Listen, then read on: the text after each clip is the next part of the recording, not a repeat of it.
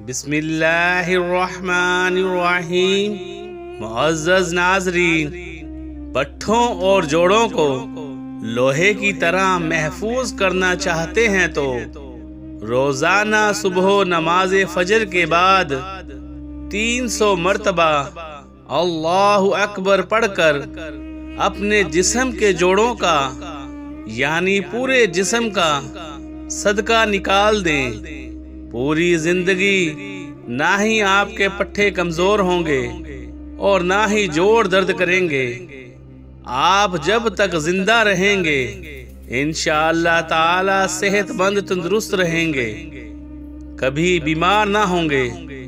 اگر روزانہ اپنے جوڑوں کا صدقہ نکالتے رہیں تو جن بہن بھائیوں کے ہاں اولاد نہ ہوتی ہو وہ جمعۃ المبارک کے دن یتیم اور مسکین بچوں کو کھانا کھلایا کریں۔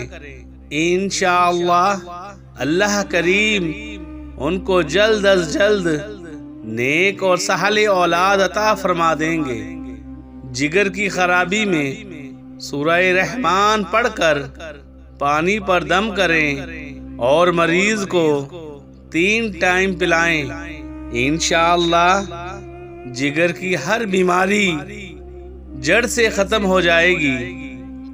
نزلہ، زکام اور کھانسی سے نجات کے لیے 3 بار سورۃ فاتحہ سرسوں کے تیل پر دم کر لیں۔ رات کو اس تیل کو نیم گرم کر لیں، ایک قطرہ ناک میں ڈالیں اور 3 قطرے ناف میں ڈالیں۔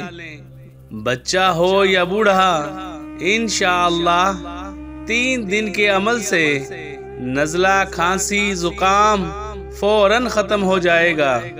اگر جسم میں کمزوری ہو یا خون کی کمی ہو، اٹھتے بیٹھتے چکر آتے ہوں، جوڑوں کا درد یا پٹھوں کا درد ہو تو انجیر کے 41 دانے لے لیں۔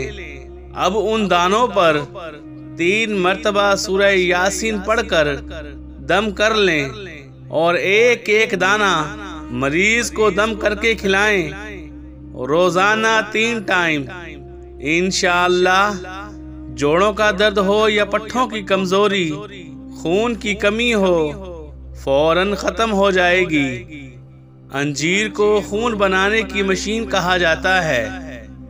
اگر آپ بے تحاشا دولت چاہتے ہیں تو روزانہ صبح نماز فجر کے بعد 7 بار درود ابراہیم پڑھیں اور 129 بار سورہ کوثر پڑھیں، پھر 7 بار درود پاک پڑھیں۔ انشاءاللہ اللہ کے غیب کے خزانوں سے فوری مدد آنا شروع ہو جائے گی اور آپ کے گھر میں دولت کے ڈھیر لگ جائیں گے۔ اگر آپ ہمیشہ تندرست رہنا چاہتے ہیں تو کھانا کھانے کے بعد 3 مرتبہ سورہ قریش پڑھ لیا کریں۔ انشاءاللہ جب تک زندہ رہیں گے کبھی بیمار نہ ہوں گے۔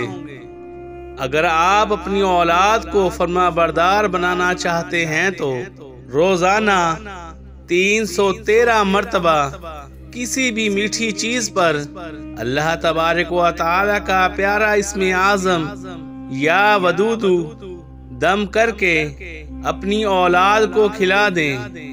انشاءاللہ وہ اولاد آپ کی آنکھوں کی ٹھنڈک بن جائے گی۔ اگر آپ روز قیامت نبی کریم صلی اللہ علیہ وآلہ وسلم کی شفاعت چاہتے ہیں تو کثرت سے درود پاک پڑھا کریں۔ انشاءاللہ جس وقت آپ کو دفنایا جائے گا آپ کو لحد میں رکھتے ہی ہمارے پیارے آقا تاجدار مدینہ صلی اللہ علیہ وآلہ وسلم آپ کی لحد میں تشریف فرما ہو جائیں گے۔ سبحان اللہ، اللہ اکبر۔ اے پیارے نبی صلی اللہ علیہ وآلہ وسلم کے پیارے پیارے امتیوں، اس سے بڑا اور کیا انعام چاہیے؟ بس کثرت سے درود پاک پڑھا کریں۔